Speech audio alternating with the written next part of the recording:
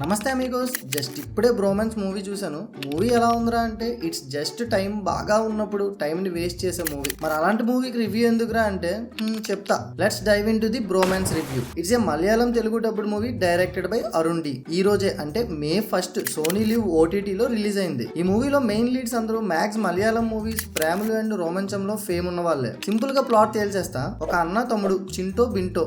అన్న చింటోకి మంచి పేరు, మంచి జాబ్, మంచి సిటీలో సెటిల్డ్. తమ్ముడు బింటో ఊరు బేవర్స్. ఖాళీగా ఇంట్లో ఇన్స్టా స్క్రోల్ చేస్తూ మీమ్స్ పేజ్ ని రన్ చేస్తుంటాడు. సో ఇంట్లో ఖాళీగా ఉంటే దొబ్బులు కామన్ కదా, అందుకే అన్న అంటే తమ్ముడికి కోపం. వన్ ఫైన్ డే చింటో ఉంటున్న సిటీ నుంచి బింటోకి సడన్ కాల్, మీ అన్న మిస్సింగ్ అని.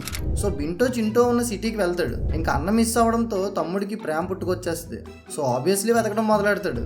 ఇక్కడ నుంచి బింటో తన అన్న ఫ్రెండ్స్ గ్యాంగ్ తో చింటోని ఎలా వెతుకుతాడు. ఈ గ్యాప్ లో పరిచయాలు, fun, action, love and fraud వీటి మధ్య స్టోరీ వెళ్తుంది. ఇంతే గైస్, ఇదే movie plot. Writer Prasanna Kumar ఒక ఇంటర్వ్యూలో చెప్పినట్టు మ్యాక్స్ మలయాళం మూవీస్ లో స్టోరీస్ జస్ట్ మన తెలుగు మూవీస్ లో ఒక సీన్ సీక్వెన్స్ తో ఫుల్ మూవీ తీసేస్తారు. But this movie didn't work. నాకు నచ్చలేదు. కానీ కొన్ని జోక్స్ ఫెయిల్ అయ్యి, అదే ప్రేమలు మూవీలో అమూల్ ఉంటాడు కదా, తన కామెడీ వర్కౌట్ అయ్యింది. అండ్ కొన్ని విజువల్స్ బాగున్నాయి. తెలుగు డబ్బింగ్ బాగాలేదు.